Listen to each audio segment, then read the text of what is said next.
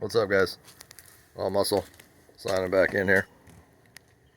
So this is the Boss 302 that I made a video on a little earlier.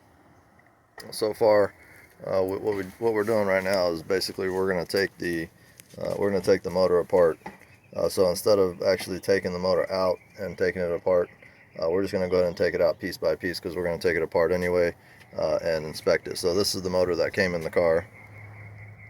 And as you can see, we've already kind of started the tear down. We're going to get that timing chain cover removed and then eventually pull off these heads. So it didn't come with an intake, so we don't have that. And unfortunately, that's where the car's got the number ID for the sequence of, the production or whatever you want to call it. It's the unit sequence number. That's what I'm going to call it. But anyways, we're going to take these heads off, inspect those, and then once we get the heads off with all the pulleys and balancer and compressor and all these other items, all we're going to end up with in the car here is going to be the block. So with the block in there, then we'll just pick it up out of there. And there's no trans in the car, so everything on this should be nice and easy. So anyways, that's the engine. We're going to tear that down and see if we can't figure out why it went. And if we do have a decent block, we might end up rebuilding that. But that's on a separate project. So anyways, this car was the 12 302 that I had made a video on. I think it's been about a month now. But anyways, if you guys can tell me what would be better than having a Boss 302. Answer is coming up right here. We got two Boss 302s. So anyways, this is a 13 Boss 302. This is the one that had a little bit different striping on it. This one they have the striping. It's called the hockey puck style. This was the 13. This was basically modeled after the 70 302. And this here, if you can see, the striping is a little bit different. And that would be the 69 style. So this is a 12. This one here is a 13. This one here is what we're going to be using for parts to get that one going, because not only is the engine blown on that car, we're missing a few parts like the radiator, the fan. I think we're also missing things like obviously the intake. Hell, there's a few things. By the time you add all these together and try to get them all, and sometimes you got nuts and bolts and hardware, and I like everything to be correct. So in order to achieve that, I end up getting another unit, and that way all the nuts and bolts will go back to original factory style, exactly how they were, and they will all be in the right places. This one here, 13 Boss 302, very clean, still smells new in here.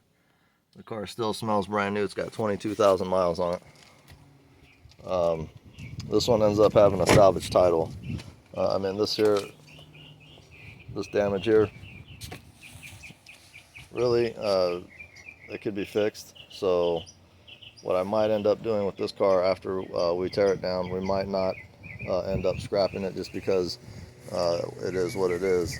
And we're not really into scrapping something like this, but we'll see if we might put it up for sale just as a shell. But as far as the front end goes, the fender here didn't take any damage. The frame rails on both sides are perfectly straight. Front bumper still lined up perfectly. We didn't take any damage to the front end. There's a frame rail there. This front bumper. But anyways, this fender here also didn't take any damage. Most of the damage went into the front here, in the front on the bumper, and then it actually kinked the hood. So the hood has got a kink in it, so that's not any good. But this car here, for the most part, is actually a repairable unit. I'd put a quarter on here and a little section of sheet metal back in here, and get this car back on the road. But it will carry a salvage title, and for me, I don't really mess with anything that has a salvage as far as repair. But these frame rails here on both sides are perfectly straight. And if they're not perfectly straight, they might be within, I don't know, very, very small amounts that they might need to be pulled just a very small amount. I mean, I don't even see that. I think it's perfect. I think it's solid. I mean, the trunk still closes. All that still works, but a quarter looks like the wheel is slightly hanging off to one side. Looks like it's tracking. Looks like it's tracking a little bit inwards, so it's towed in a little bit. So it tells me that there's a bent axle in there. Possibly the whole shaft is bent. I'm not sure yet. I don't have I drove it off the trailer. The car came in. The car runs and drives. We drove it off the trailer. Runs great. Sounds great. No other issues besides obviously the cosmetic damage. But what we're going to do is we're going to end up taking the motor out of here first. Of course, obviously after we take the other one out, we'll take the other one out. But this one here, perfectly put together. All the nuts and bolts are going to end up going in their correct respective locations on the other unit. And this is the tag that I was talking about on the other one. We're missing this one here, so this is number 1551 with the VIN tag on there. But she's perfectly complete, and that's what we like. So I wound up taking. I'm not sure if I'm going to end up using the transmission out of this one. I do have the transmission for the other car. It's sitting right in here somewhere. There it is. So anyways, we're going to end up figuring out what parts we're going to use as far as, other than the engine. But that car has 82,000 miles. I can't remember right offhand, but it's right in the 80s somewhere. And this one has 22,000. So with this motor going in that car, that's going to refresh that car a lot. It's going to make it almost brand new. So anyways, and then obviously there's going to be some interior parts that we're probably going to change out because there's some damage and odor in there due to like pets or cats or dogs or some shit riding along in there. I'm not sure why you would take your cat or dog in a track car and drive them around town in it, but that's just my personal opinion. Something like this, I would never have my dog inside of it. I mean, even though they're your best friend or whatever, your cute little animals, they do damage. Their claws, for instance, will mar up and scratch up plastics. Their hair they shed. The odor is really hard to get rid of. So yeah, I keep my dogs and my pets, whatever you want to call it, my pets. I don't really have too much as far as pets like dogs or cats. I do have a dog, but I have chickens and we beekeep, so we have bees. So we consider those our friends also. So not that I'm against pets in any way, shape, or form, but I just don't think they belong in cars. They do more harm than good in the vehicle. They slobber, especially dogs. They'll slobber if it's hot, things like that. And these are things that you just can't. At the end of the day, you can't get this odor out. It's kind of like a smoke odor. As soon as you open the door on a car that's been smoked in, you'll tell right away. And same thing with pets, you'll be able to tell right away. But so if you want to keep a car that has any type of value or something that is collectible, I would keep my pets out of it. But if it's just a daily driver, Toyota Corolla or some shit like that, no problem. Jump in, truck, something like that. Jump in, hop in, let's go. But something collectible, try to keep the pets out. Anyways, that's just my personal opinion. This is an AMG motor I pulled off of that CL55. It's an M113K. If you guys know about that, that's a solid motor there. It's got 104 on it. That motor there has got over 500 horsepower and just about the same amount of torque. And this is an absolute beast right here of a motor. It's an M113K motor. This one is an M113. No K. K stands for compressor. The compressor basically sits right on top, but it's almost the same engine, a little bit bigger on the displacement. And obviously the fat root style supercharger. Both of these engines are for sale along with the trans packages. So there's a trans on each one of them, 04, and this one is an 06. So anyways, if anybody happens to be interested in those Mercedes engines, they're sitting here. I've got them for sale. Send me a message. we'll talk about that. But anyways, for now, we're gonna sign off. This 302 is gonna help fix that 302. That's the competition orange, by the way. This color is a yellow, and shit, I forgot the name of this yellow. I can't remember the name of this color, but it's something yellow. This is supposed to be the yellow one. They only made them in like 4 or 5 different colors: white, orange. They had a grabber blue, and then that orange, the competition orange, was only available in the 12. So that being a 12, actually kind of, I like the back end styling of the 13 better with these taillights, and the bumper, it's a little different. I kind of like this style on the back end. The front end, I like both of them either way. But this one here, competition orange, only in 12. The competition orange is my favorite color. Probably next after that, I would run with that grabber blue. That one's a pretty hot color. I don't particularly like the yellow. It's a cool car. I'd rather have like a white. That'd probably be my third color of choice. But anyways, we're gonna sign off on this one. We're gonna get started. We're gonna get this car basically running and driving. I hope by the end of this week. I've got a guy coming in to take down this beast of a palm tree that I've got.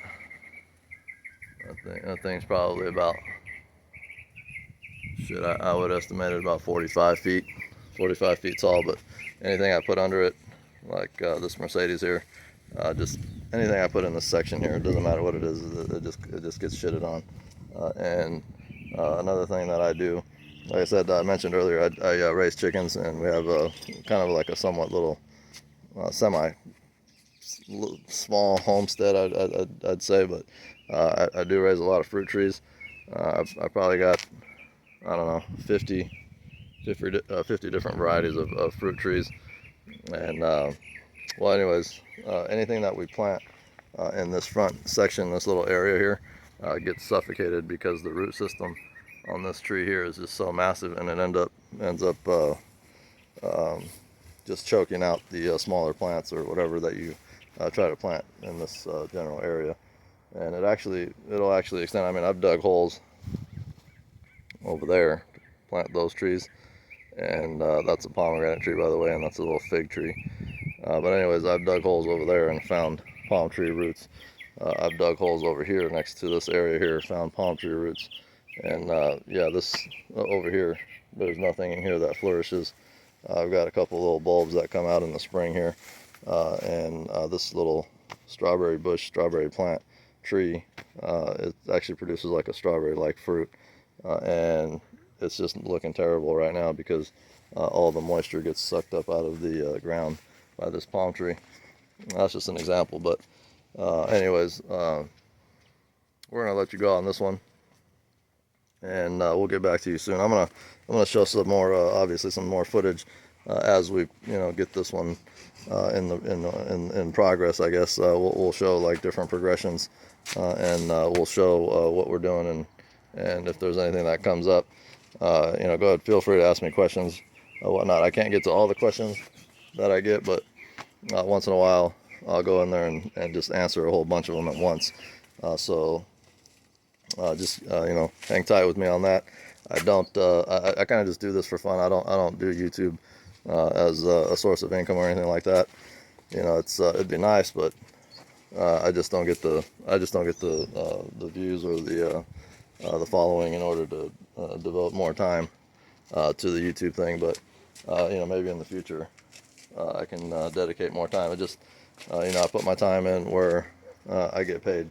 So if I can get paid off of YouTube, that'd be great. But for now, I can only devote as much time as I've got. And if you look at my yard here, I've got a ton of things that are working. There's just always nuts and bolts everywhere. Parts. I've got parts everywhere. Oh, these are actually also for sale. These are some massive 6-piston AMG calipers, Brembo calipers, front and rear for that AMG car. Massive discs on these. I mean, I think these are over an inch thick. It'd probably be 1.25 inches on these fronts here. Ridiculous. But anyway, that's a ridiculous breaking. So this is all for sale. We're steady getting that stuff posted. I do run an eBay account. If you guys see any of these parts that anything on my videos or whatever, if you see any parts laying around, you're like, hey, I could use that. Check on my eBay store. It's Golden State Auto. One word, obviously. Just type that in, do a search for a seller, and I'll pop right up. You guys let me know what you need, and I'll set it up on there. You guys can get it in there and get it done. I maintain 100% positive feedback on that account, and you know, I won't have it any other way. So you guys, you know, be sure you know, to check in with me if you see anything that you need or might have any questions on parts that you need, and we'll get it shipped out to you as soon as we can, I guess. But anyways, that's it for now. I'll keep rambling on this, guys, but you guys be cool, stay safe, and we'll see you on the next one.